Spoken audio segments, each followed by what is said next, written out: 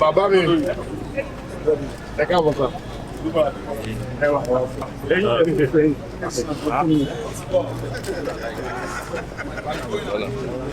Move back, guys. Move back. Move back.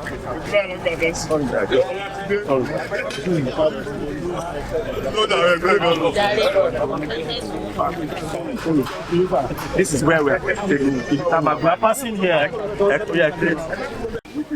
Mi ò ní dọ̀bálẹ̀ yẹn tán sà, gbogbo ẹ̀ ojoojúmọ́ ni ó máa dọ̀bálẹ̀ former president.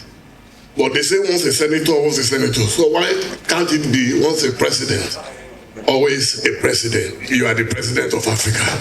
A big round of applause for him.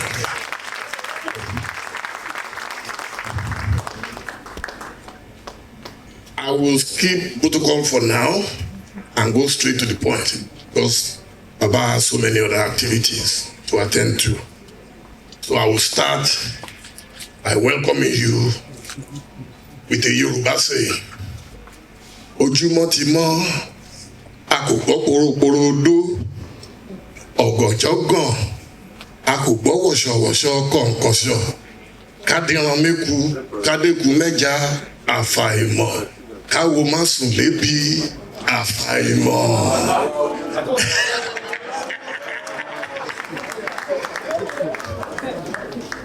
I had to do that to encapsulate the reason we are here today. Ọ̀rọ̀ ebi ló gbé wa débi. Ọ̀rọ̀ ebi is about hunger. So who else can do justice to the issue of hunger in Africa than the Ebola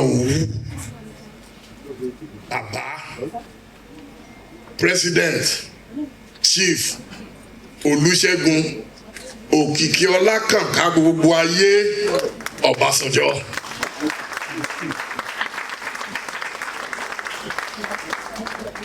So since I'm not the lecturer, I will invite Baba in a second to start the lecture, but I want to thank everyone.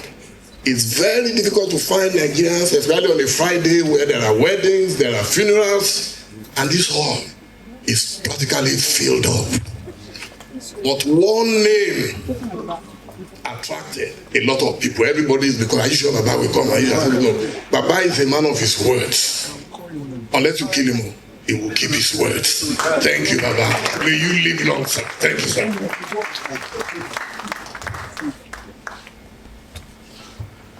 Congratulations. Kábíyèsí, ẹ káàbọ̀, ajé apẹ́lẹ́ ajá apẹ́lẹ́. Inú mi dùn pé ẹ wà ń bí fún ọmọ yín, ọmọ wa.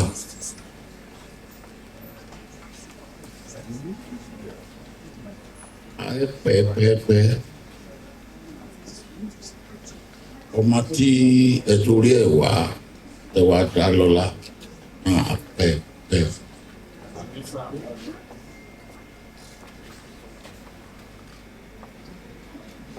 Your Excellencies,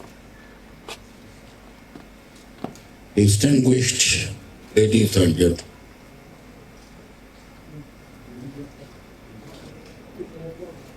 if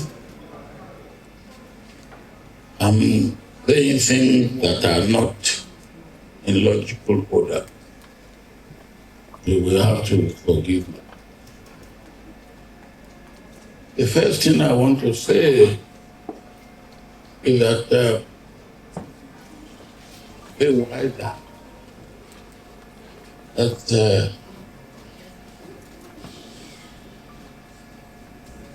in Yoruba land, wọ́n ní yìnyín You praise whoever deserves to be praised, so that you encourage him or her to continue to do more. I must confess, when I came here morning, I was really surprised at the amount of improvement that has been done here with this. So I want to thank and commend all those that have contributed to making this place a changed place that we have it.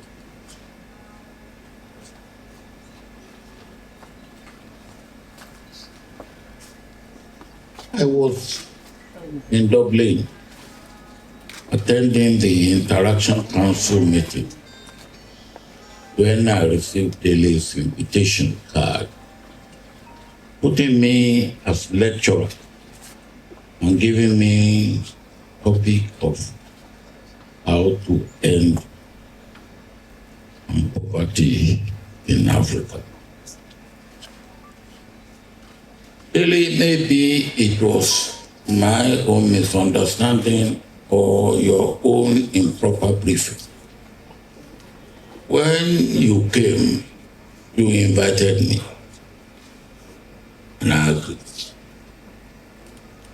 Until I got your invitation in writing and a card, practically a card, my telephone. I did not realize that you also want me to give a lecture.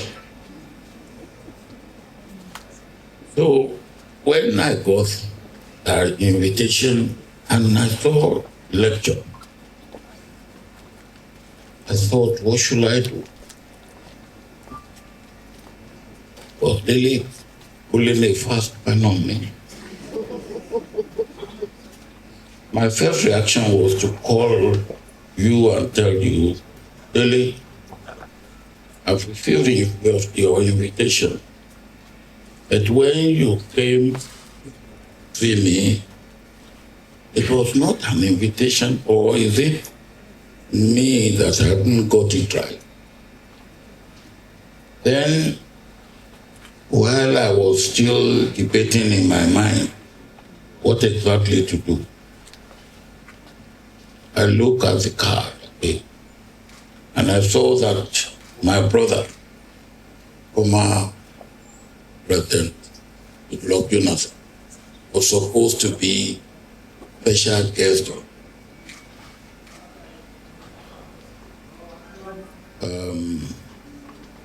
Well, while giving me the hard task and giving President Jonathan the soft pleasurable task, I didn't know why. But looking at the card, I saw that Ruben Abat was going to be host. I mean, what did you call him on the card? You call him host. I said, why should I have to give the lecture when Ruben Abat, who is in the media and whose job is to talk, is not giving the task of giving the lecture? So I smell rat. I said to myself, maybe Ruben Abat, and knowing Ruben as well as I do know him, it will be part of the conspiracy that I should take on there.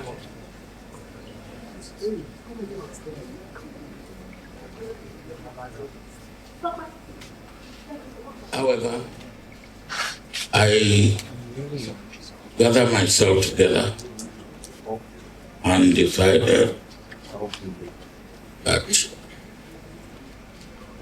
well, maybe I take on the task.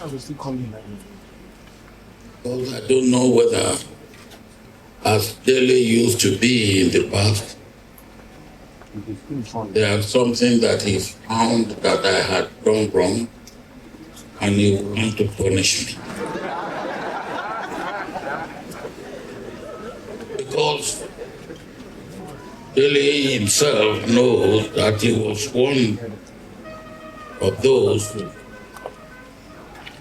who, one of the group which out of great and stark ignorance used to gather to abuse me. Of course, to my own delight and amusement for their ignorance, for which I sympathize with them. And when Dele saw the light, he became wiser. Well, some fine in dear Lord.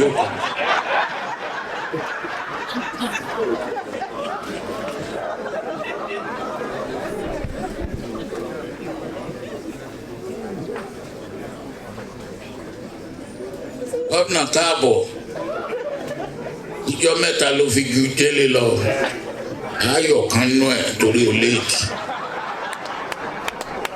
Ìjọ méjì, ìwò ìdọ̀bálẹ̀ mẹ́ta mo pé kó máa fún ẹ, àwọn àsọdí méjì Dele, take note.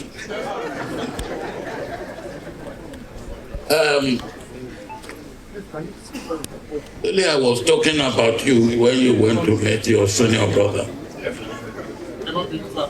Maybe no.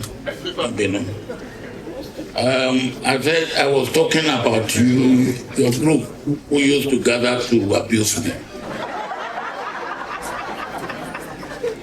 And I talk of my own delight and amusement for your ignorance, which as I said, I sympathize. And when you, Dele, saw the light, you became wiser, and you told me so. Still, as I said, looking at that invitation, it was about it. And even when you heard about it, yeah, not too long ago, you could see that it could have been a conspirator with Dele in getting me here.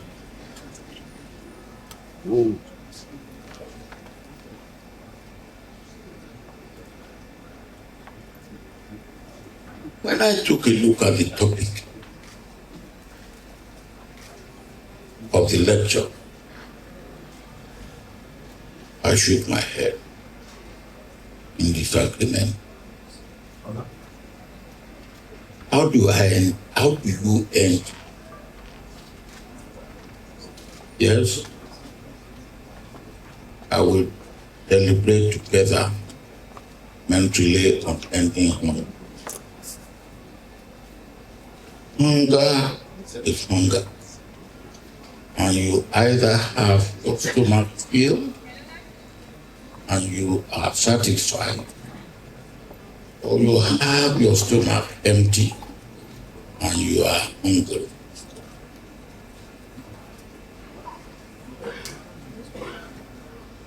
Well, yeah, they refer to what you may call my CV, and you know something about that. And it was right. I was born and bred in a village. And Yoruba man sọ wípé àtàpàtà dé, which is a man who actually had difficulty in his upbringing. And I used to say, in my own case, I am attere from day because any Torah latitude is still better than the one who come out of Koro. So my background, my upbringing was in a village where there isn't much talk about. But we were poor in the village, and we were not hungry. That very, as at that time, we were poor in the village, because almost everybody was a farmer. And the first thing you do as a farmer is to provide for your family. You were poor, but you were not. You would say today the type of food we eat, you would say it's an unbalanced diet. But balance up or no balance up, we had food. We filled our stomach. And our case is like the case of the Ralunian woman, was a devoted church goer. She was a poor woman. Her dress was always very well done, very well dressed, very neat.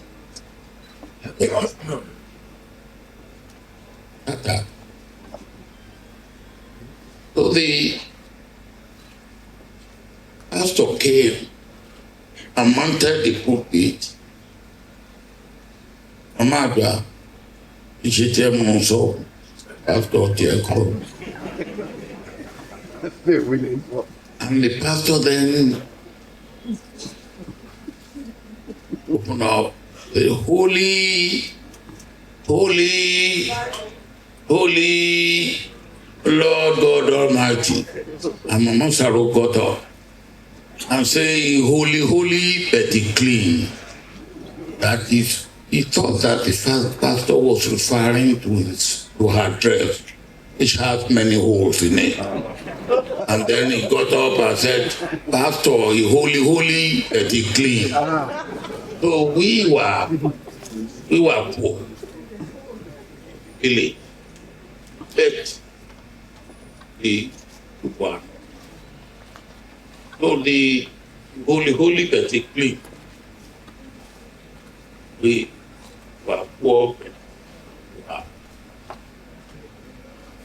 Now, I believe that poverty, as those who plan the program had in mind, is abject poverty. And that is poverty in which, in the worst form, or to the maximum extent, it is ignoble and extremely very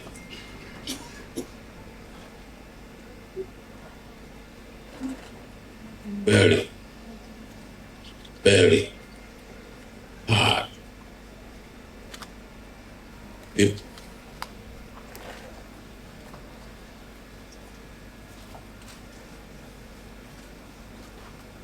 Let me, you will forgive me, this is the first time I'm trying to use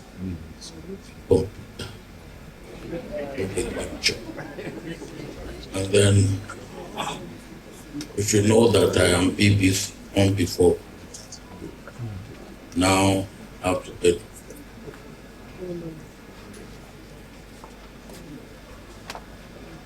so, but when we talk of poverty, because I want to separate hunger from poverty. When we talk of poverty, it's relative. I said we were poor in the village, It was not. A man with bicycle is a poor man compared with a man with a car. A man with Peugeot is a poor man compared with a man with Mercedes Benz. A man with a bungalow may be a poor man compared with a man with a story. So I'd rather talk of abject poverty. And when I refer to our poverty, it was not abject poverty. It was poverty in terms of money we have in our pocket, but we are well fed, even though our food could be eba in the morning, eba in the afternoon, and maybe, if we are lucky, pounded yam in the evening. It's all carbohydrate that our stomach was. I believe that the poverty that we are talking about, abject poverty, where was to see people who could not even be sure what they will have for the morning of the next day.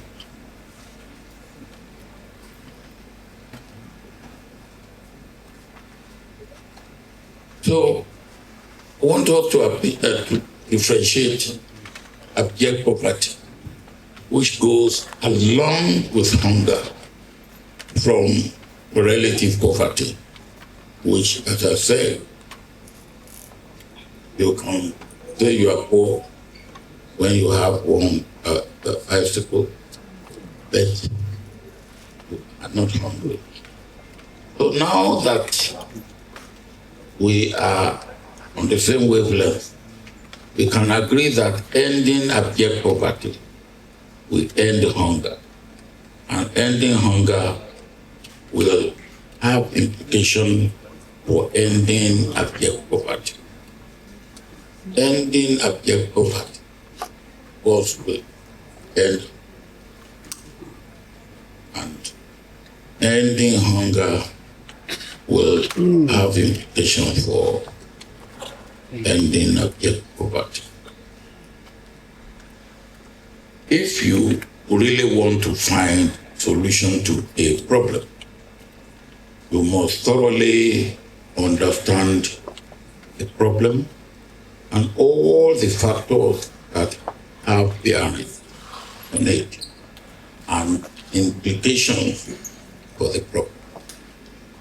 So we are talking of hunger and poverty.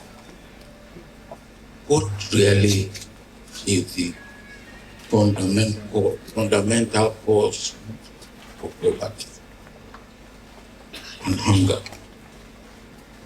Poverty and chronic hunger, as we lay both of them out, interchangeable for discussion, we must agree that they emanate from the same element, and that element is distribution of resources. That element is distribution of. God gave us resources for the world, for a continent, for a nation. How those resources are exploited,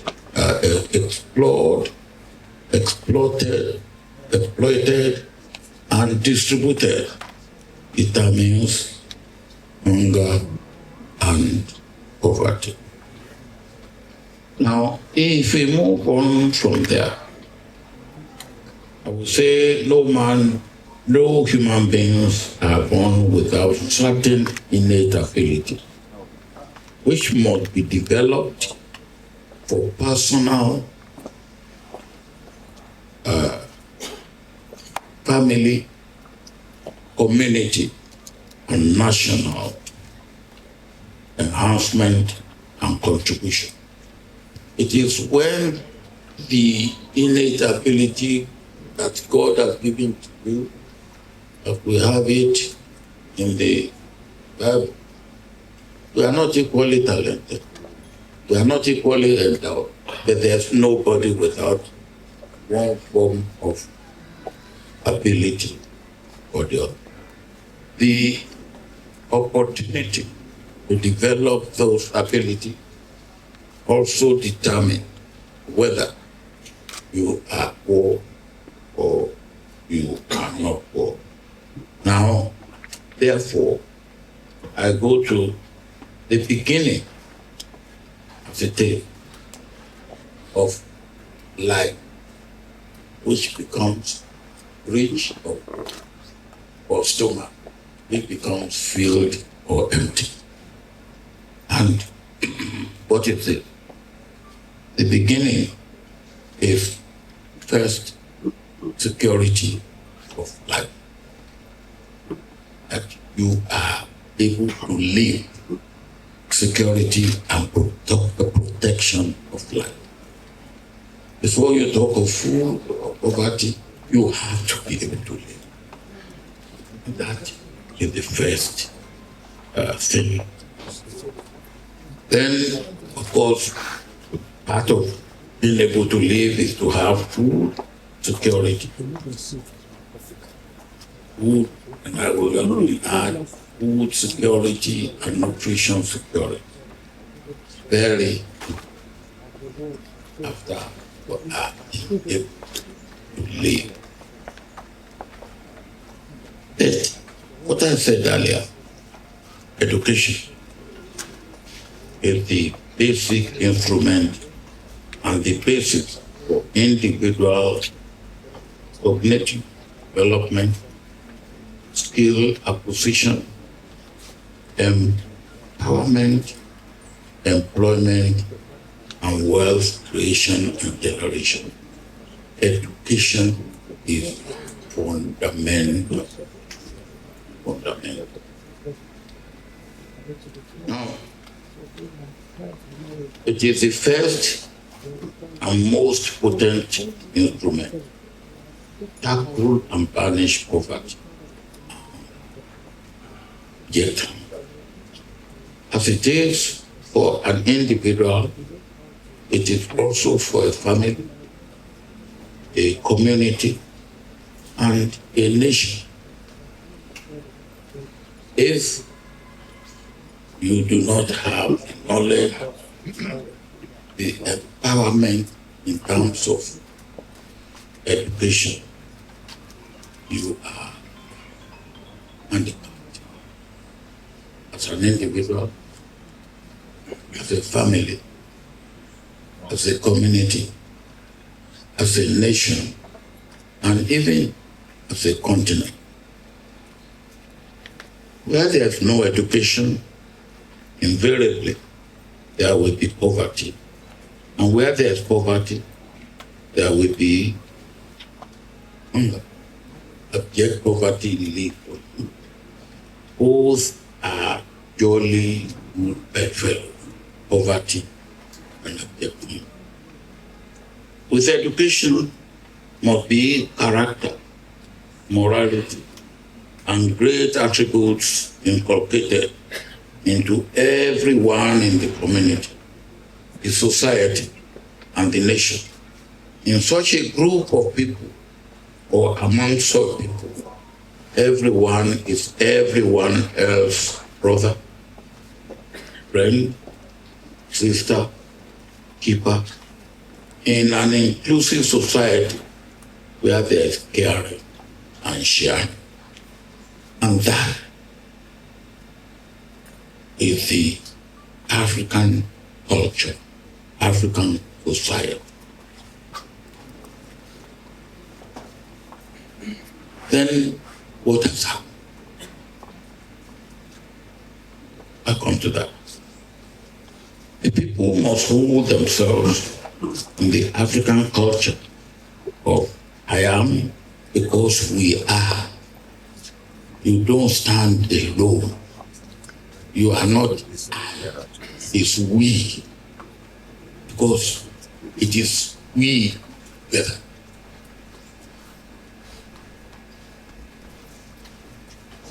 Ubuntu. That's the word, the first word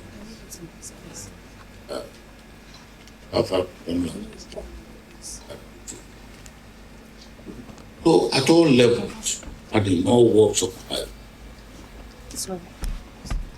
we must have leaders, particularly in the political and governance sector, whose character and attributes are as strong, commendable, and wholesome as recommended for members of the community, as earlier described.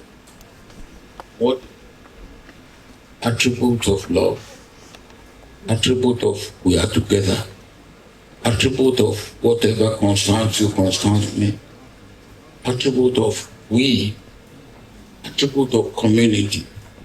We talk of communality, not communism, communality. And that is the way that we have what makes us together. You have a share, I have a share. Leaders must also must be the leaders. Yes, we need the leader to achieve. But the condition of providing must be appropriate, suitable for the leader, and he is also to be able for. But the condition, situation are not so conducive for man's with very advanced. Let us now consider the leadership issue, which is a very paramount issue in all human affairs, starting from the family, leadership, community, leadership, in the market, leadership, in the church, leadership. There is no human organization that does not rise for leadership. There's more particular in the political, because politics is the master. Everything that politics is the master. So what we need, who is a leader? Maxwell, a great expert on the issue of leadership, simply described a leader as an influencer. Then who, therefore, is the leader? Everybody wants for the leader. Because you can influence. You can influence. So, first, we have attribute. We have what God has endowed us with, which must be developed. And then that development in terms of education empowers.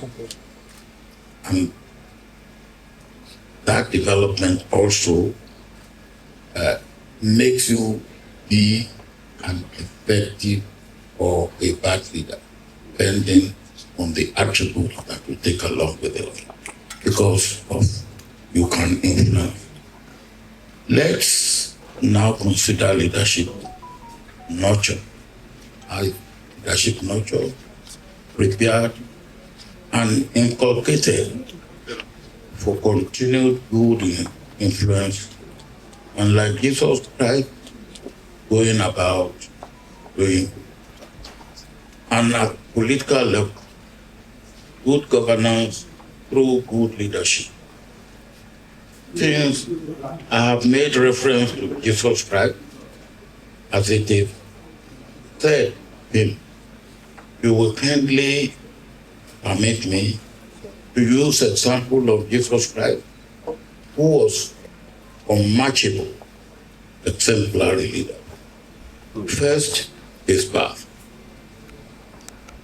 was not shrouded in secrecy, lies, and untruth. We know his mother. We know his mother, Mary, his father, his earthly father. They didn't make any thing about it and how he came to be born. It was all put for us.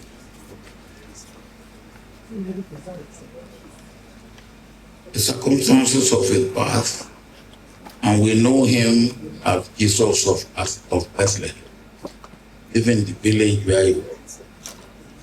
We know of his childhood.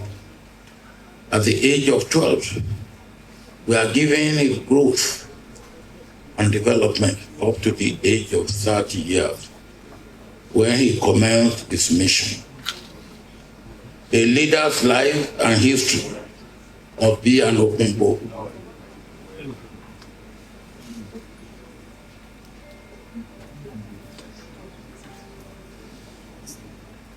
I told you about this thing.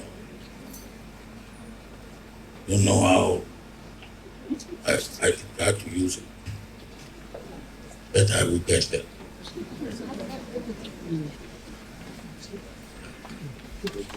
Just after certification. This is the first time I will do it, but I will not do it again. Oh. Yeah, I was just trying to prove to you that I'm not as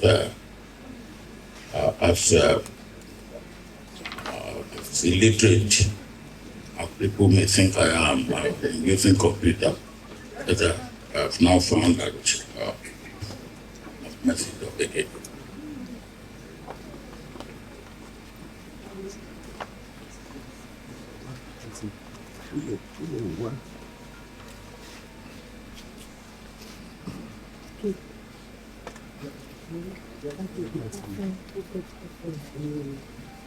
Well, talking of leadership and a leader as an influencer.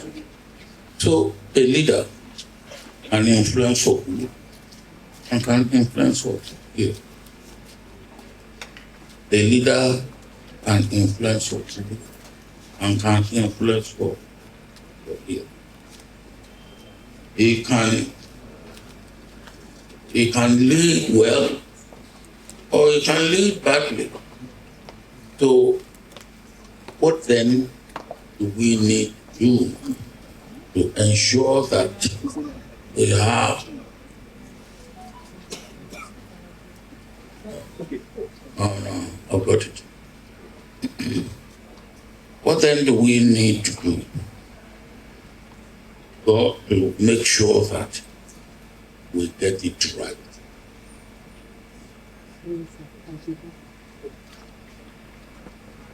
First, we must ensure that there's no lack of education. Lack of education for a child gives that child every high probability of being abjectly poor and falling into hunger trap. Your Excellency, ladies and gentlemen, let me conclude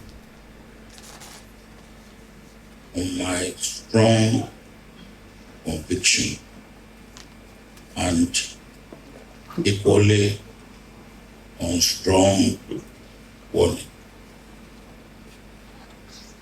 With integrity, discipline, good governance, elimination of corruption and waste, Nigeria can get rid of abject poverty and chronic hunger.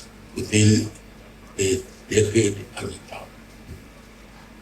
We have 24 children that should be in 24 million children that should be in school that are not in school. 24 million out of 244 in the world.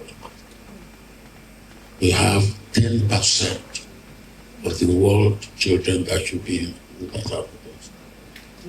If we are going to talk of eliminating hunger and abject poverty, we must get all those children into school. And as I said, I believe we do it well. In 15 years, we can get our population almost 100% educated in 15 years. But to do that, you need the right leadership. And if we have that, as I said, good governance, elimination of corruption and waste, Nigeria can get rid of abject poverty and chronic hunger within a decade and a half. If China can do it, China lifted 700 million people. I have been in China.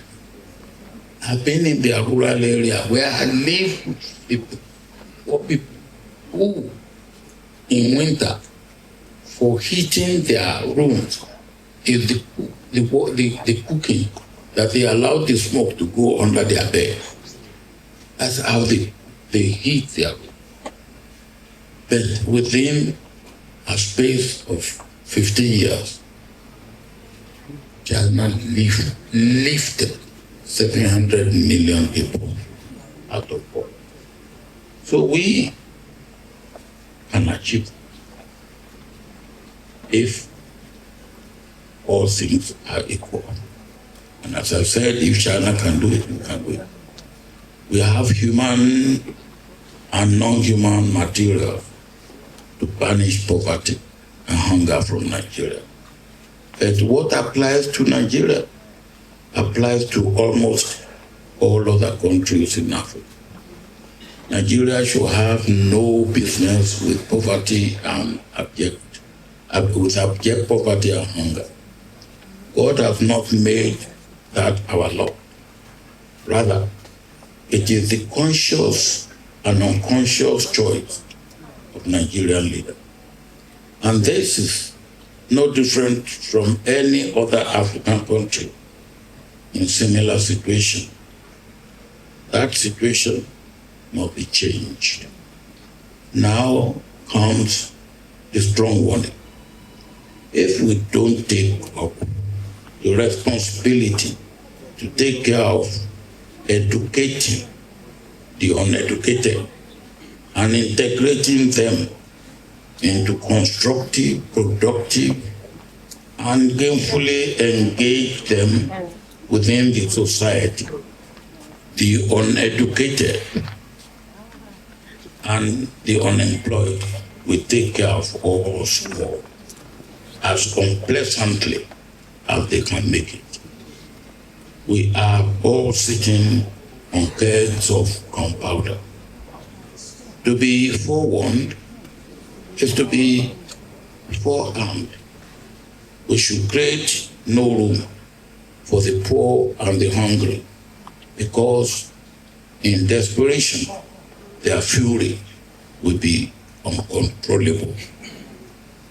The good news, though, is that God has endowed us with adequate resources in Nigeria to have no abject poor and chronic hunger among us.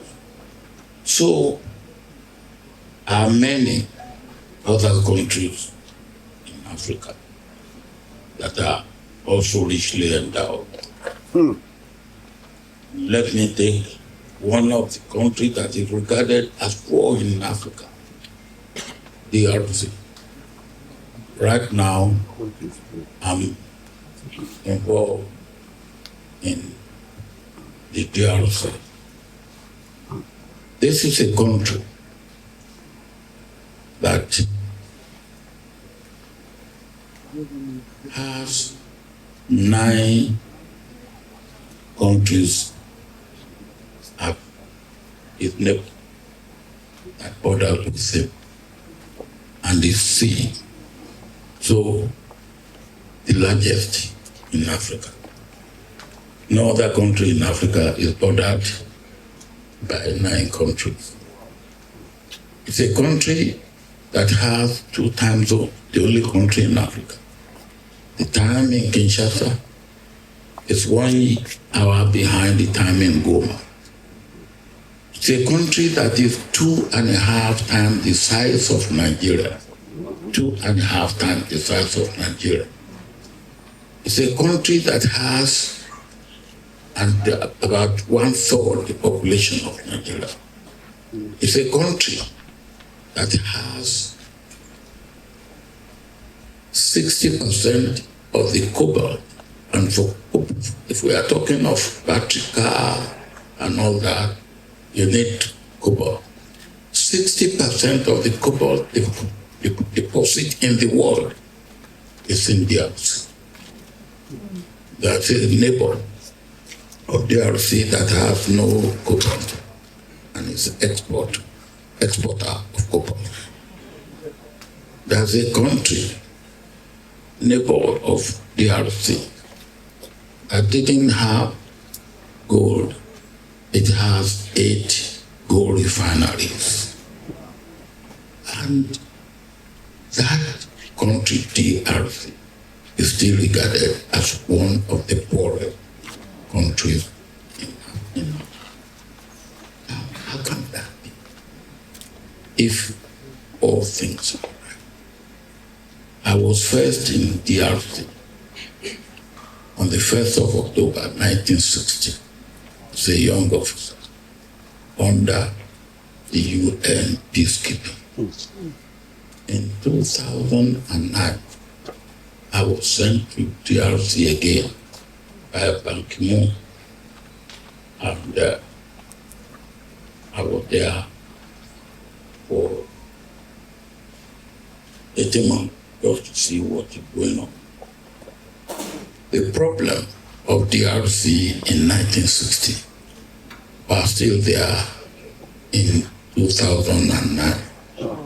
And the problem of DRC in 1960 and 2009 are even more there today. Now, I give that as a typical example. You can take any other country. They will be more or less in the same situation. It may be just a little bit different. So, what am I saying? What am I saying is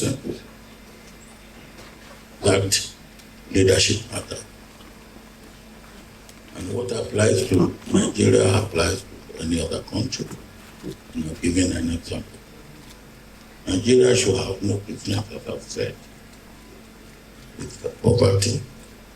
And this is no different from Malawi, Egypt, Zambia, any other country.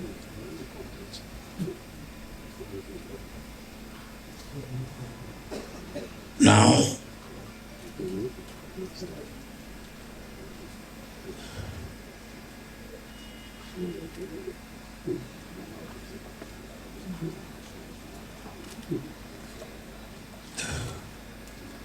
so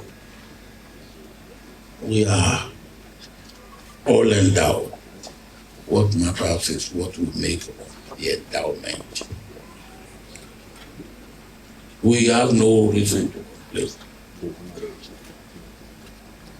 Why we are complaining is because we are not doing enough for ourselves. Why are we poor?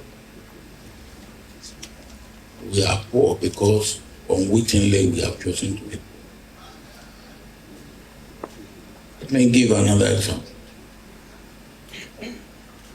Some time ago, when I was president, there was problem in Guinea-Bissau. And I was chair of AU. John Before of Ghana was chair of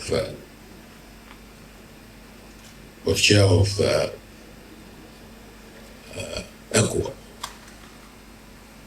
And then I said to him, let's go.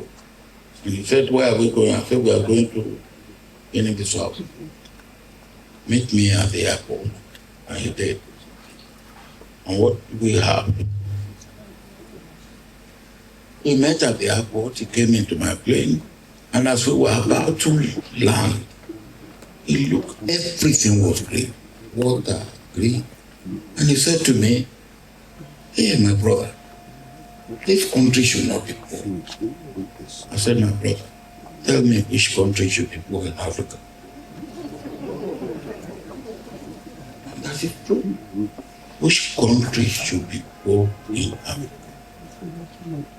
When we got there, this is a country, if you plant any food, any tropical food, it will grow lots of people. We got to the hotel, we had imported grape. Not banana, not orange, not pineapple, not tangerine, imported grape. We had imported apple. So I told President, I said, I am protesting. He said, how are you protesting? I said, I'm protesting by not eating this food that they put here. And that is the type of food that we give to ourselves. Now, I believe what God, we should pray God who has endowed us with all the resources, that He should also endow us with the provision of leadership for great leap forward for Nigeria and for global Africa. The leadership. Dele, thank you for successfully pulling a fast one on me. And if I know Ruben, as I said, maybe he has some hand in the conspiracy. But Dele, in all seriousness, on my own behalf and on behalf of all of us here and all your friends who are not here, but who wish you well, and especially on behalf of Abesi and your senior friend who has lost, brother, who has lost one day from the 3 days that you were senior to you. I congratulate you most heartily. And I hope that 5 years from now, when you will be celebrating your 70th, you will invite me properly. And I will answer you adequately. And on that occasion, we will be able to examine what progress Africa has made in banishing hunger and poverty. Because until we are able to do that, we are not going to be recognized as right as we should be recognized by the international community. That I know, and I believe that you know. Africa has embarked on a journey. on a journey of making Africa what God has created it to be, a land flowing with milk and honey. To achieve that, we need all hands on deck, and particularly the hands of our leaders, to make sure that we are able to turn God resources to our benefit. Thank you.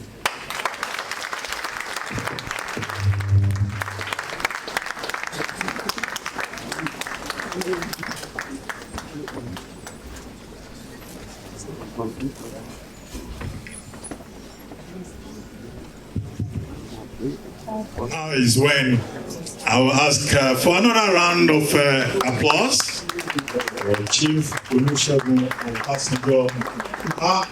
Some people are not laughing. Yeah, and we will see Obasanjo the second.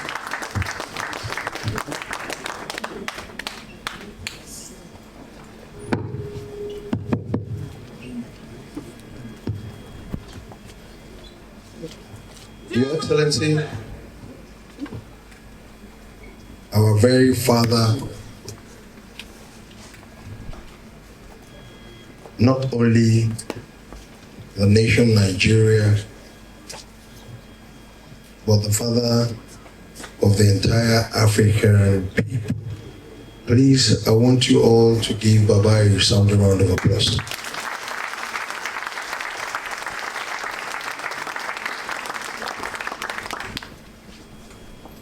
Baba, Araya Male, inú ọgbọ́n àti ìmọ̀ àti òye. We're all very proud of you, and I personally, I revere you so very much. Every time I have opportunity to talk about you, I can hold on to the microphone and spend hours. As the spiritual head of our race, I can go in trance today and spend 4 hours talking about Baba. And you are all in trouble, you won't leave this hall because you won't even feel it. You will continue to hear about the definition of grace, the definition of honor. I won't call it luck, but anything you reach Baba, you will continue to grow in wisdom, in honor, in good health. How many elders can stand in front of all of us here for close to over an hour? It's not possible. You have found a lot of grace in your Creator. God will continue to bless you. Thank you for honoring the celebrant, our very own Bob D. A lot of people don't understand the nexus between Bob D and Ife. Bob D is actually a true blood of the throne and is part of the throne of Oduduwa.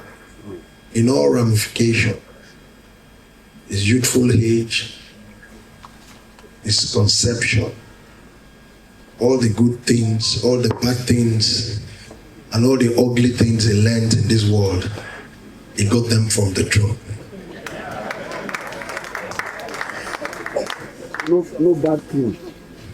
You have found a great favor to have put and pulled these eminent people together in this country. May God continue to honor your part.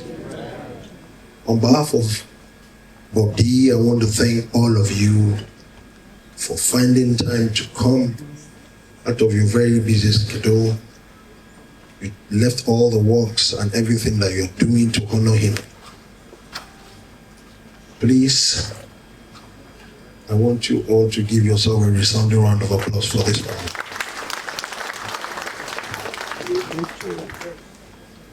my very own Excellency, my ever humblest governor, with a very noble heart, a jolly good fellow. I have never seen anybody that will beat you in dance step in this country.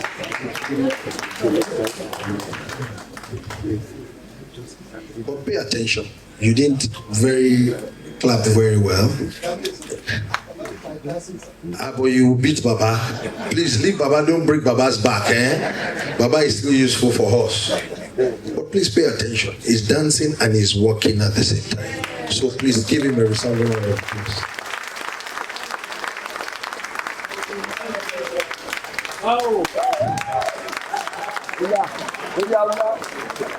If I charge my Excellency for that, he will give you some very wonderful dancing steps right now. And honestly speaking, I'm not joking. Because right here on the podium, you have a singing king. And then when you combine it with a dancing governor, we will take over this podium completely. Do you want to try us? You want to try us? The nays have it.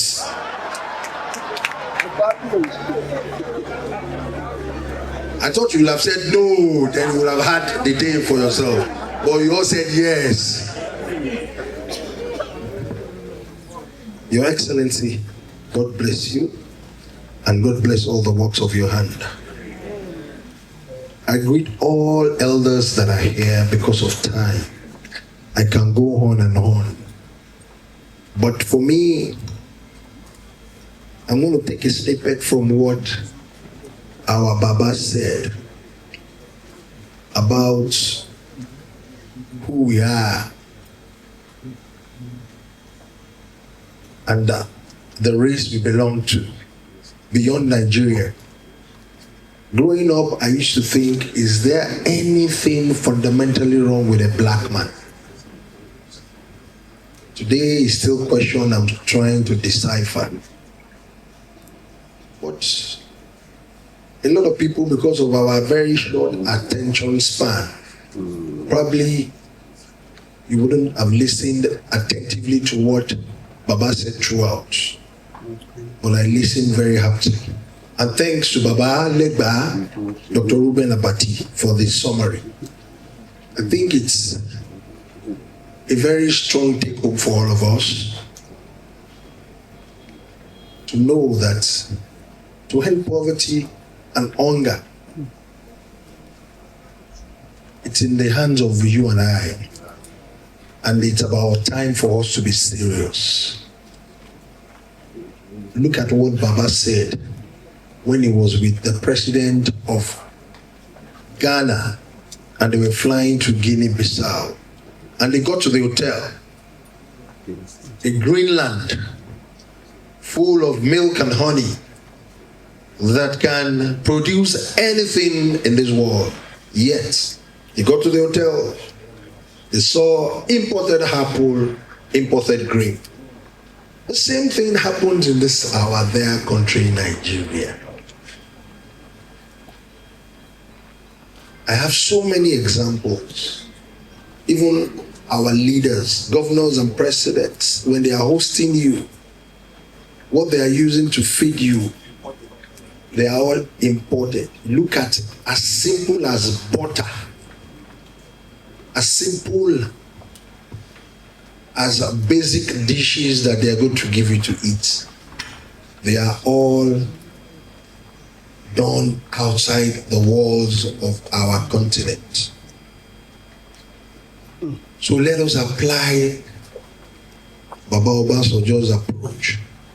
I want all of us to look at ourselves from head to toe and talk truthfully to yourself. What is truly made in this country that I'm putting on? Everything, both internal wares and external wear. Some of us here, maybe only me, I'm about the only traditional ruler here. Maybe some underneath Pante and Luwu and all what have you. I inherited them from Baba Obasanjo anyway. But truthfully speaking, everything you eat on daily basis, your meal, where are they made? What you're wearing, where did they come from? From Anambra, from Abia, from Katsina, from Lagos State, from Ogun State, from Kogi State. Let's keep asking ourselves this question. For me, on this throne, I pay very conscious effort, and I can tell you boldly, almost 90% of what I'm wearing, internally and externally, including the Pante, is made from Nigeria. You want to find out about that Pante? I know you will be very inquisitive about that. Baba, should I give them that go ahead to find out? We'll come for it. We'll come for it. So for me, a very short story to round up. I did one project, and I actually lured Baba to come and bless the project. And when Baba got there, I told Baba that we didn't spend $1 on this project. Baba was very amazed and couldn't believe it. Baba got very energized and said, okay, I'm going to spend more time. I was thinking I'll just spend a few minutes, but I'm so impressed, we all moved around. Time to sit down. I told Baba about the chair, everything, the people that made, I brought all of them out, including the TV, the AC, everything made in Nigeria, assembled, made in Nigeria. And that's the truth. So we sat down. I'm going somewhere. We sat down on the chair, like 4 of us. I'm happy Yadra was there that day too. She's here too. Myself, Baba, Yadra, and someone else came to join us. The next thing we heard was, boom, the chair just broke. And you know, Baba, out of his hilarious ways and means of doing things, he said, Kabisi, don't worry. It's made in Nigeria, but the chair just settled. It's settlement. You know, when I learned something that day, I was angry. But he was able to calm me down that, don't worry, we will get there. This is pure patronage. If everybody can be bold enough to patronize what is our own, the chair that got broken today, you will improve on it and take it to another level. On this note, I want to challenge each and every one of us. If we want to break poverty in this country, let us be patriotic. Patriotism, patriotism, and patriotism. God bless you, and God bless our dear country, Nigeria. Thank you very much.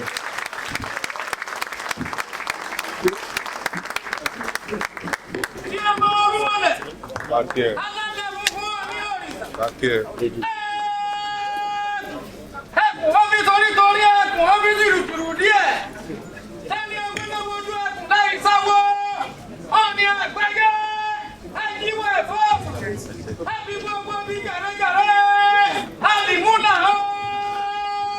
Speak for my brother and let us sing. Happy birthday to you. Happy birthday to you. Happy birthday, Dele Momodu. Happy birthday to you. For he's a jolly good fellow. For he's a jolly good fellow. For he's a jolly good fellow. And so say all of us. And so say all of us. And so say all of us. For he's a jolly good fellow. For he's a jolly good fellow. For he's a jolly good fellow. And so say all. Ìjìnlẹ̀ nínú ìjìnlẹ̀. Ẹ ṣeun o. Ìjìnlẹ̀ nínú ìjìnlẹ̀. Ẹ ṣeun o. Aláàbí sọ̀rọ̀. Ẹ ṣeun o. Òní mi sọ̀rọ̀. I love you so much. Thank you very much. I'm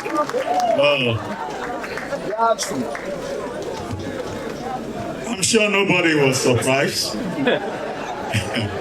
Governor Dele started with songs, he ended with songs, and a lot of dance. Elders, diplomatic corps, members of the media, on behalf of the people and the government of South Africa, I'd like to take this opportunity to say happy birthday to my brother Dele Momodu.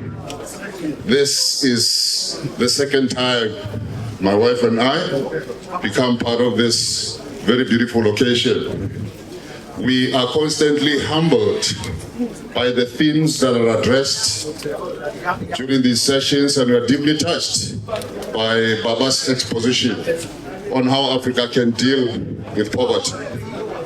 And for us as South Africa, as we celebrate 31 years of unbroken diplomatic relations between South Africa and Nigeria, we say we join hands with the people and the government of Nigeria in ensuring that we work together to eliminate the scourge of poverty, inequality, and unemployment. Honorable Governor Dele will be very interested to know that I was talking to Mr. Banks yesterday, telling him that I will be delivering a letter to him today addressed to yourself, Honorable Governor, that we are planning a follow-up meeting with yourself to focus on issues of common interest and mutual benefit with the state of Oshun, the state of Gauteng, and the state of Northwest in South Africa. Our main focus is going to be agriculture, agro-processing, it's going to be tourism, and all other areas of interest, including student and academic exchange programs. So we are deeply touched that this event also focuses on areas that are geared towards eliminating poverty. To you, my dear brother, Bob D, may you be richly blessed. Your sons are here, they were a little bit shy in being acknowledged, but I understand it's the age. We also pay gratitude to your beautiful wife for giving you a life that is stress-free. And we're looking forward to another 5 years of God's grace. God bless you. Thank you. Dele Momodu. And this side of Dele Momodu, the good wishes are coming from Ghana, because as much as he's Nigerian, he's also Ghanaian, 100% Ghanaian. And I'm so humbled that I'm able even to attend his 65th birthday. We go back years, 3 decades, I think. And he's been a brother, a father, a mentor, and everything to myself and my late husband. And today I stand here and ask for God's blessing. First of all, long life, good health, divine favor and grace, and everything that his heart desires, God should grant unto him. And we'll meet here again in the next, I don't know how many more years God will give him, but I pray for more years, that we'll meet again and celebrate him in glory and victory. God bless you, Dele. And we love you so much. And this is a special message from JM, His Excellency President John Mahama. He is also a dear friend of yours. He wasn't able to come here, but he sends his best wishes to you. Thank you. See. When Shakespeare beheld a very beautiful woman, he didn't know what else to say, and then he acknowledged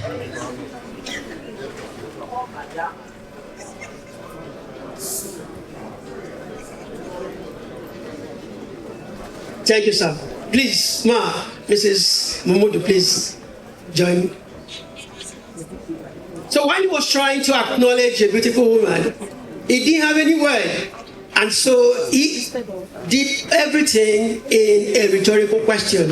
And that's why he said, shall I compare thee to a summer's day? And then he answered himself, he said, no, thou art more lovely and more temperate.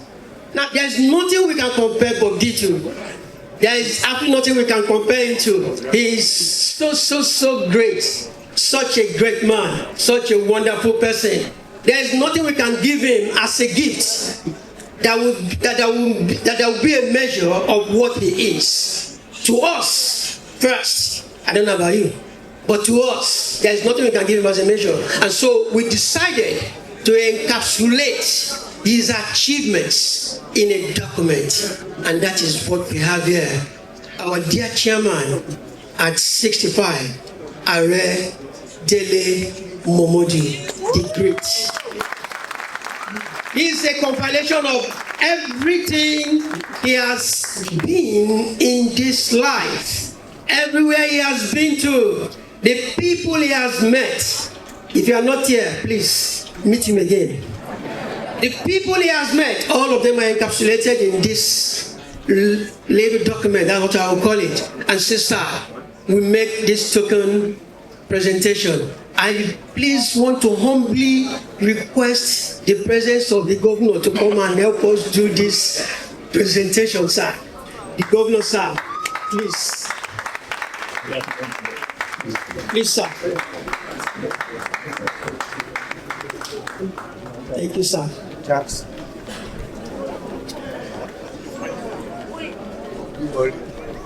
Please, Mr. Michael Leffel, wherever you are, please, your attention is needed here, sir.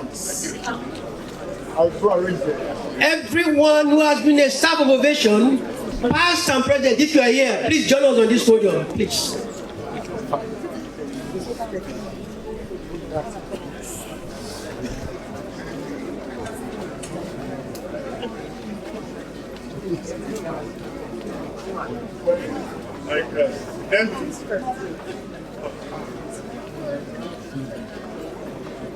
Please, ovation staff, past, present, if you are here, step up, please.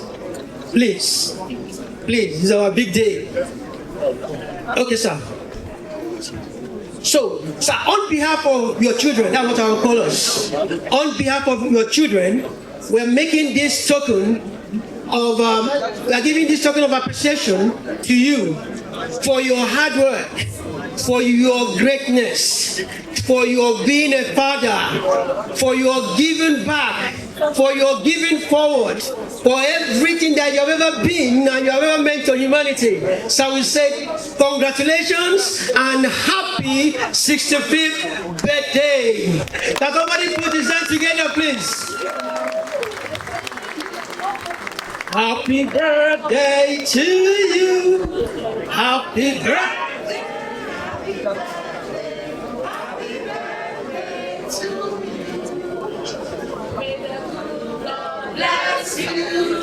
May the good Lord bless you. May the good Lord bless you. May the good Lord bless you. He's a jolly good fellow. He's a jolly good fellow. And so said all of us.